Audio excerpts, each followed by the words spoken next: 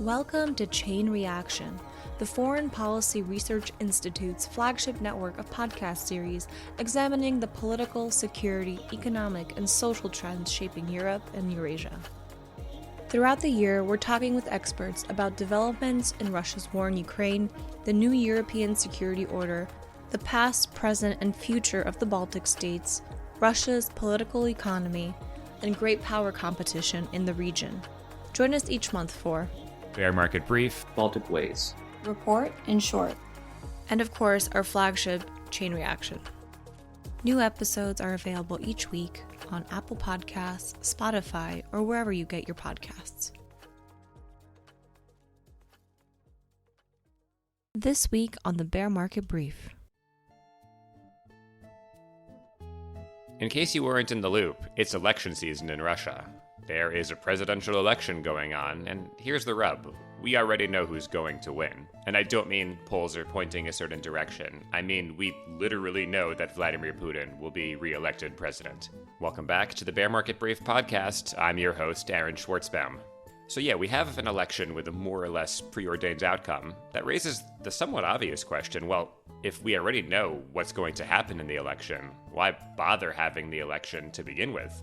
This episode will be trying to answer that question. We'll be diving into the nuances of a political system often referred to as an electoral autocracy, and more, so stay tuned. We have two guests dropping by to help me understand these issues. First up is Olga Khvostunova. She is a fellow at FPRI's Eurasia program and a PhD student at Stony Brook University's Political Science Department.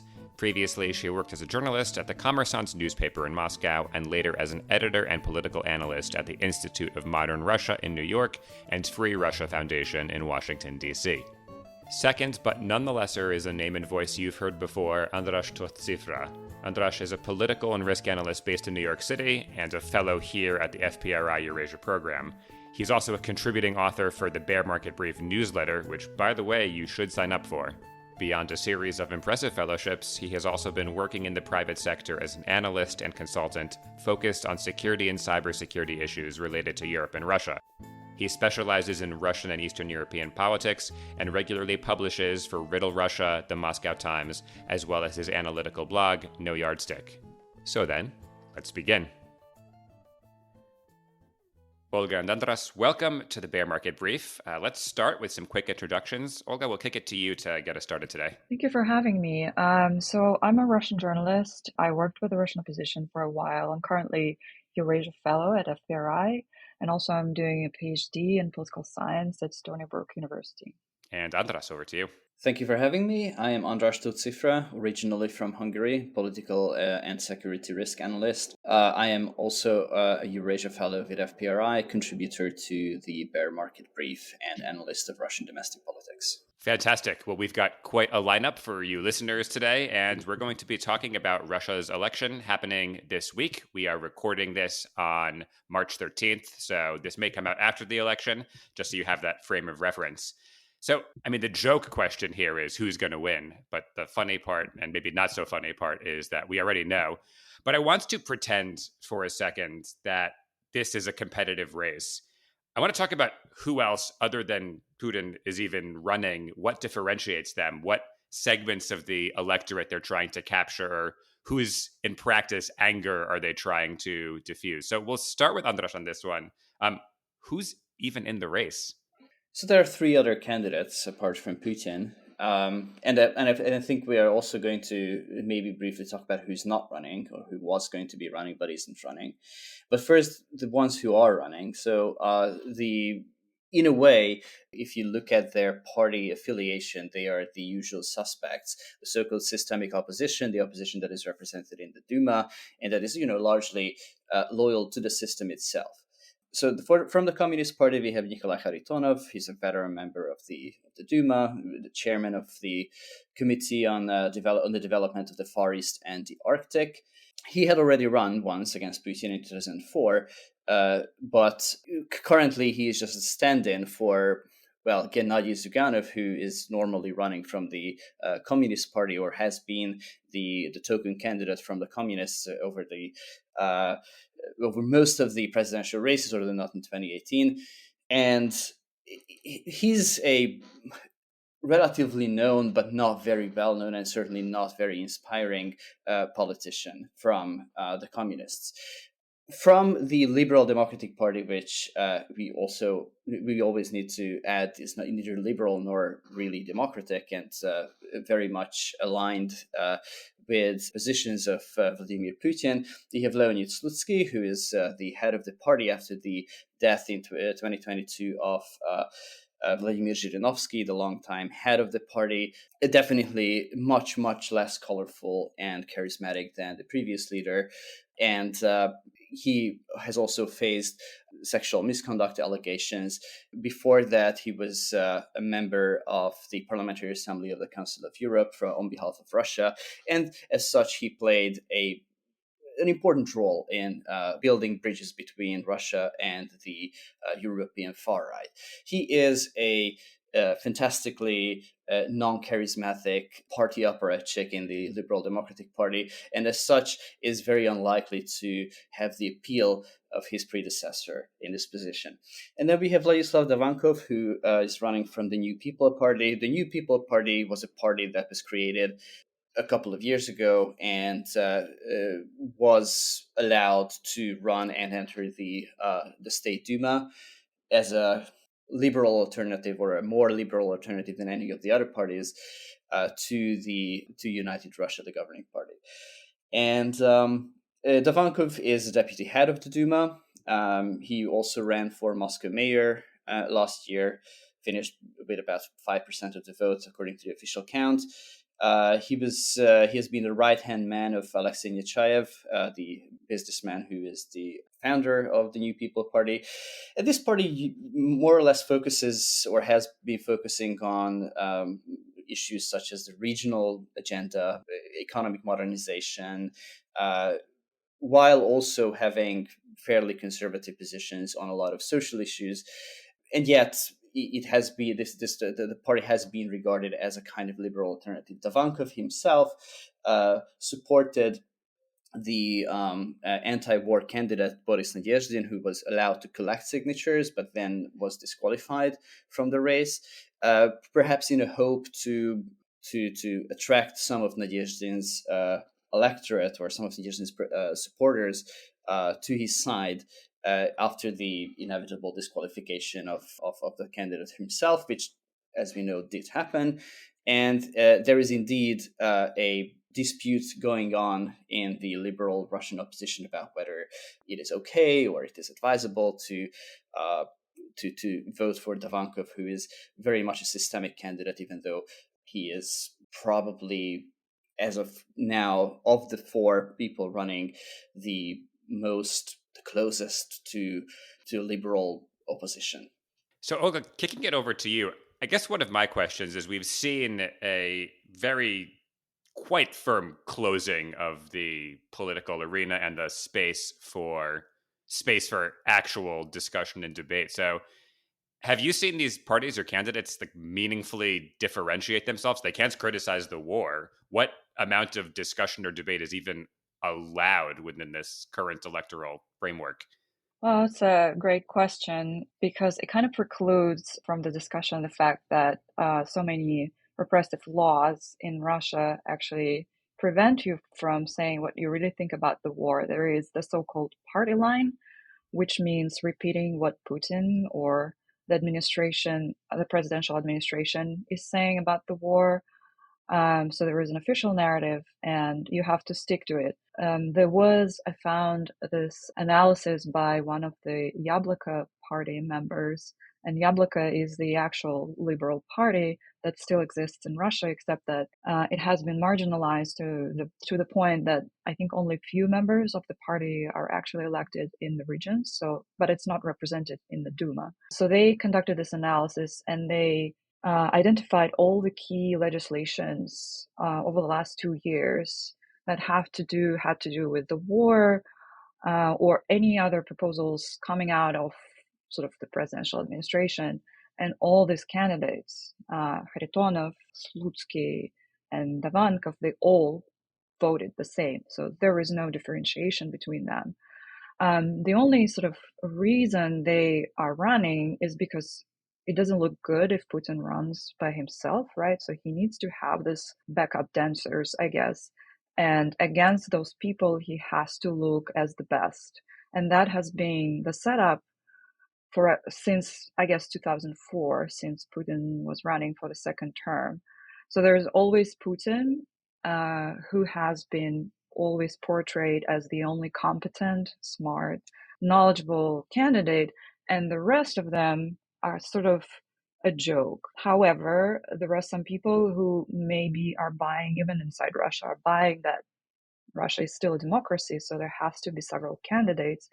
And each of these candidates is trying to absorb a little portion of ideological pie that exists in Russia. So, for example, communists do have ideological support. They do have, on average, 10 to 17% of the vote. So if you look at all the presidential elections over the last 25 years, a candidate from the Communist Party tends to come the second in the election.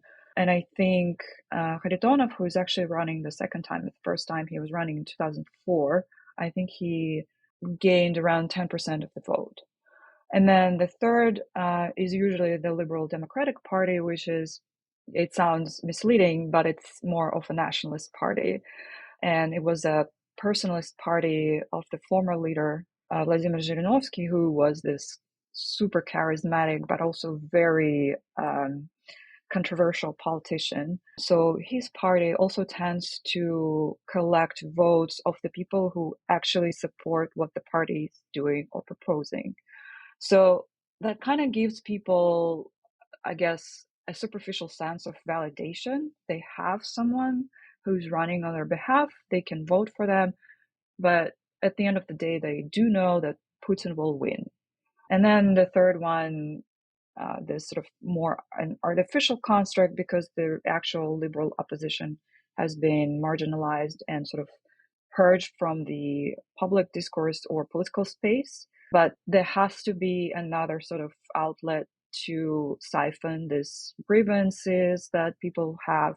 And even though their preferred candidates are not available on the ballot, there is some sort of, substitution that they can, okay, well, out of 4, I can vote for the Vankov because he's sort of representing. So this is an artificial choice, but in an autocracy, it's essentially meaningless. And one thing I wanted to say that goes to why this is important and what kind of results we know that Putin is going to win because this is a largely orchestrated election. But the only thing I think the presidential administration, which is the governmental body that actually runs the election and is sort of monitoring how things are done, the point that I have heard that they're trying to achieve is for Putin to gain 60 million votes in this election. This means that, so in 2020, when people were voting on the new Russian constitution, there was sort of a confidence vote for Putin's policies, and that was around 57 million of votes. So after that, Putin started the war, right? So now they got maybe like 3 million more people with the new territories. Accounting for that, what Putin wants from this election is another confidence vote. That's the whole purpose of this.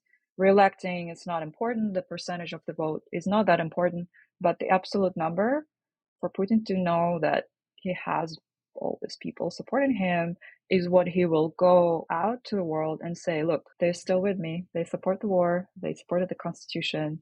They love me. I'm a democratically elected leader. So there you go. András, over to you for kind of a question about the campaign rhetoric, insofar as there really is a campaign versus a concerted effort just to turn people out, as Olga was just talking about.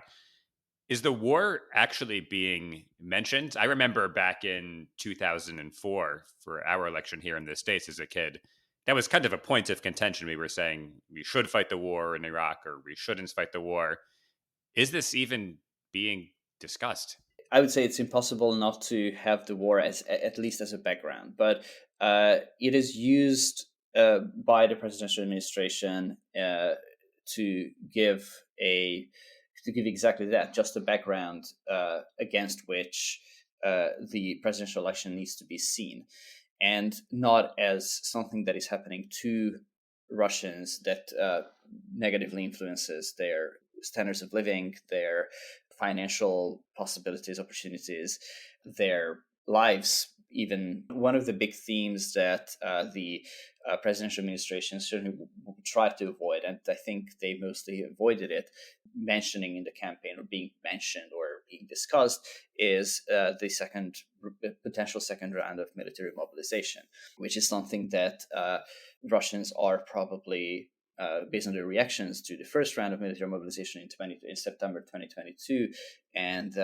from the public discourse that has either semi-publicly or not in the Russian mainstream media, but in social media, has been happening around that, are concerned about and afraid of. They more or less avoided the discussion about the second round of mobilization, and I think that was the most important topic to avoid for the Kremlin as regards to war.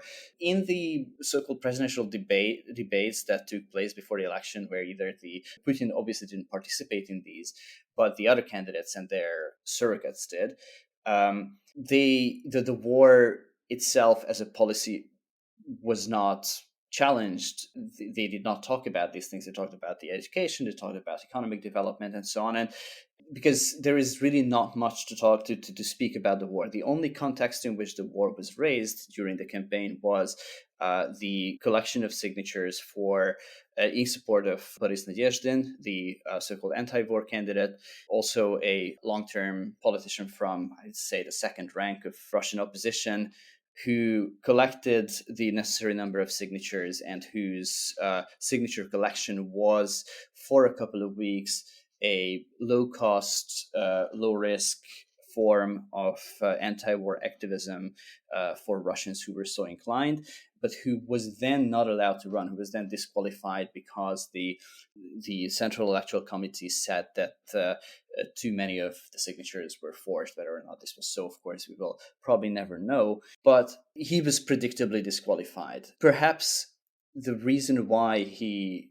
was not disqualified earlier was exactly that the Kremlin is very keen on putting out feelers and measuring up the size of the crowd that can be motivated, even to this extent, even to this very small extent, by an anti-war message.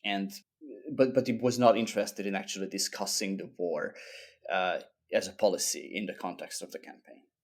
Yeah, these trial balloons, remembering my time in the fields, have been a pretty important part. Turning, I guess, related to trial balloons, but more about policy itself and levers of power. So, Olga, you said Putin has this goal of turning out 60 million people to vote for him. I know there's a couple of levers that the authorities have used to gin up turnout. What inducements have been offered? Russia typically is very hawkish with policy, except for right before elections. So has there been populist policy floated? How does the administration hope to get people out to the polls this time around? So I think the main technique has been the same over, I think, about a century since Russia has become the Soviet Union. And that is using your employment or your employer, especially if the employer is somehow affiliated or impacted by the state. And the state in Russia is so strong that, basically every employer has certain connections to the Russian authorities on a certain level. So trying to use the employers, and I think around 40% of the Russian labor force is directly employed by different state or state-like structures. So that's pretty much a huge leverage that you can use to basically ask the employer to force people to go out and vote. And that's been the incentive that has been used, like I said, in the Soviet Union. And it's being just as seamlessly used in Russia right now. I think some of the sort of ridiculous requirements would have you go to the voting station and take a picture of who you voted for. So that would ensure that you voted for the correct candidate. So for that, you sort of might get some sort of leeway at your working place. Not everyone finds this nice, but people have been used to it or exposed to it for a while. And also, there are some minor sanctions that can be used against people who refuse to do that. So, more or less, people try to just meet this requirement, get it over with, because they don't quite consider elections as they did in the Soviet Union again as an important tool. They want to have this opportunity to sort of show that they have a choice to either participate or not participate. But Russia has never been a democracy in the sense that people have developed a sense of why the elections are important. So yeah, you can just use the employer and get it over with. I'd also note that Russia has a very unique multi-day election system. András, do you want to talk about that just for 1 second, about the introduction of that? That didn't used to be the case, now it is. So why is that the case? Well, multi-day voting was introduced during COVID as and ostensibly to sort of draw out voting to prevent overcrowding of polling stations, but it was also from the get-go a means to allow the authorities to more efficiently engineer the vote.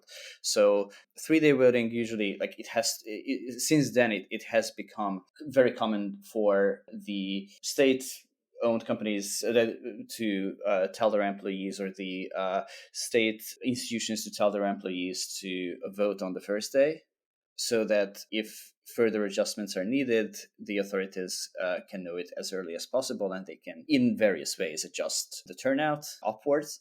And it also means that observers have a more difficult time monitoring the vote, because the ballots are stored in the polling stations overnight, and they also need to divide their attention on a polling station across 3 days. But this is just one of the many innovations that have been introduced in recent years. The other being online voting, which is another powerful tool that was first introduced in 2019 and has since been expanded to several regions. It was originally introduced in Moscow, which to this day uses a different system, but the rest of the regions, voters log in through Gosuslugi, which is the government services portal, and they have to pre-register for using online voting.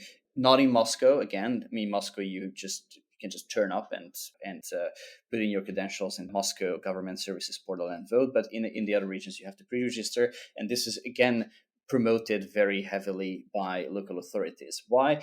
Because online voting allows the authorities to implement the same electoral manipulation techniques that they had done in offline voting, but with more efficiency, because you need less people to oversee the manipulations. For instance, you don't have to actually stuff ballots into voting bins, because it all happens electronically. It was also a very opaque system, difficult for observers to access. It puts a burden of intimidation on the voter, so to say, because you log in with your credentials. You can never know, because of the opacity of the system, whether your vote will not be tied to your name. It is easier to get your employees to register for online voting, because they don't physically have to go somewhere. It literally takes just a couple of minutes to register and then to vote. So it just makes everything more efficient. Even there have been cases over the past couple of years when people seem to have been registered to vote against their will, or without them explicitly wanting to register. So it's also a good way to increase turnout this way. And observers have noted over the past couple of years that online votes have skewed very strongly towards pro-regime candidates, so United Russia candidates in regional and the Duma election. And it is probably going to be the case in this presidential election, although we will have to see this, but it is very likely that they are going to skew towards Vladimir Putin.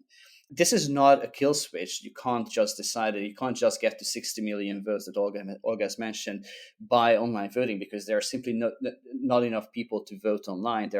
Online voting is in Moscow in 26 regions plus the occupied Crimea, and those regions have, I think, 48 million voters between themselves, and only about 10-12 million of those are likely to vote online based on registration rates.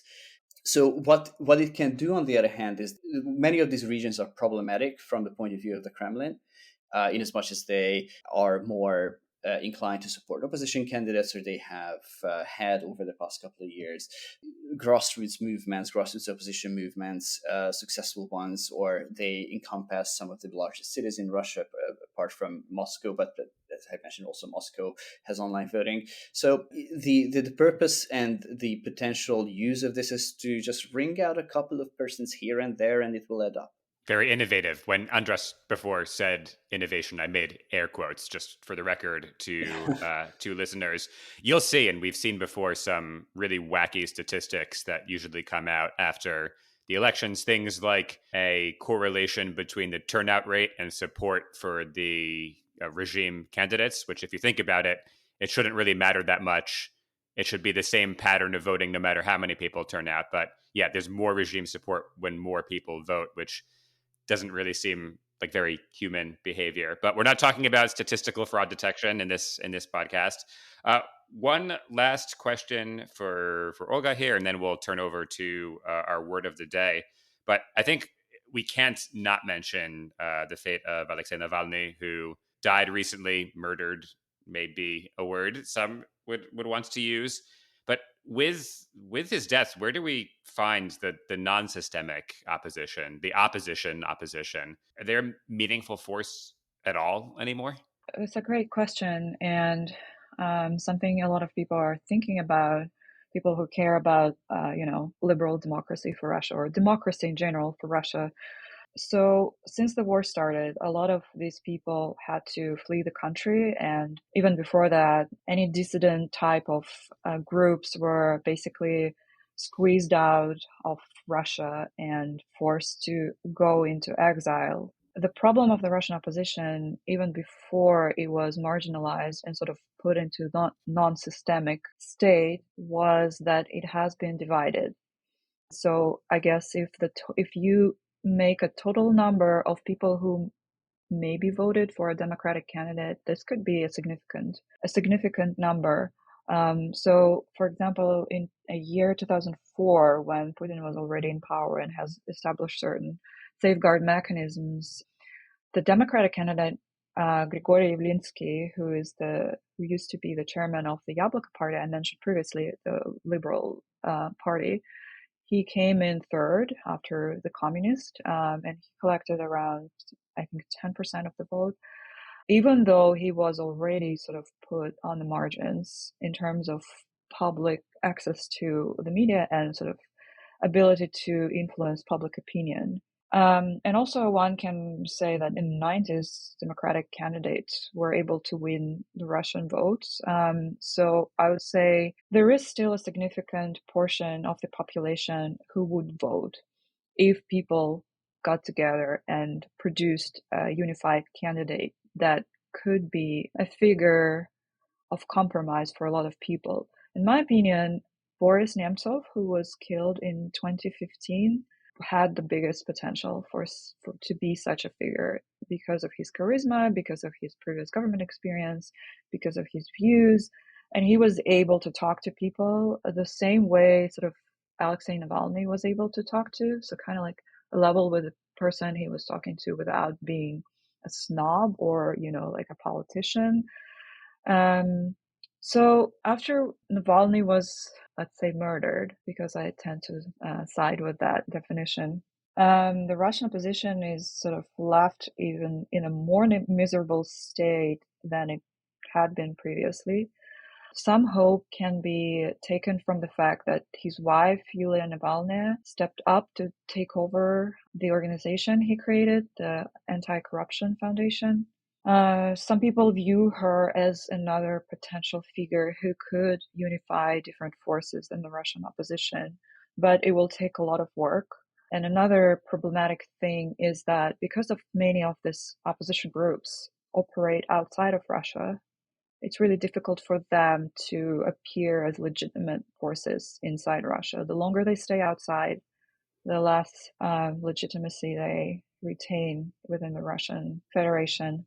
So, I mean, I don't want to say it's hopeless, but it will be really difficult for a really long time. There was a cartoon I just saw with the forces of the opposition besieging the Kremlin, and they're climbing up ladders to get Putin and whacking each other with their swords and hammers as they try to climb up the ladders, and Putin and the gang are looking on confused. Why are they fighting each other? Last question, we'll stay with Olga for this, but before I'm a political economist, I am a total language nerd, and I always try to feature a term of the day on these podcasts. So, Olga, you had one, a Russian term. What did you bring for us today? So the word, or rather an expression I'm bringing for this podcast is electoralное мероприятие, which is electoral event. And this is the term that sort of Russia hands and Russian observers and Russian experts have been using to describe an election in Russia.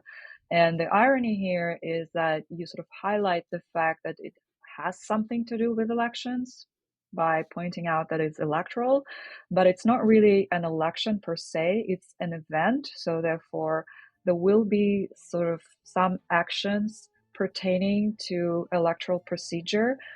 For example, there will be a voting station, there will be a ballot, there will be technically a few candidates on the ballot, but essentially this is not an election, that this is just profanation of sorts, I think. And I feel like there is a lot of irony in this term, and that's why people use it. Olga and András, thank you for coming by the Bear Market Brief.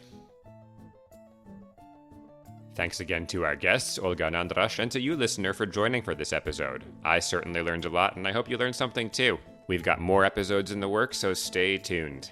Be sure to follow the Bear Market Brief on the platform formerly known as Twitter at the handle @BearMarketBrief.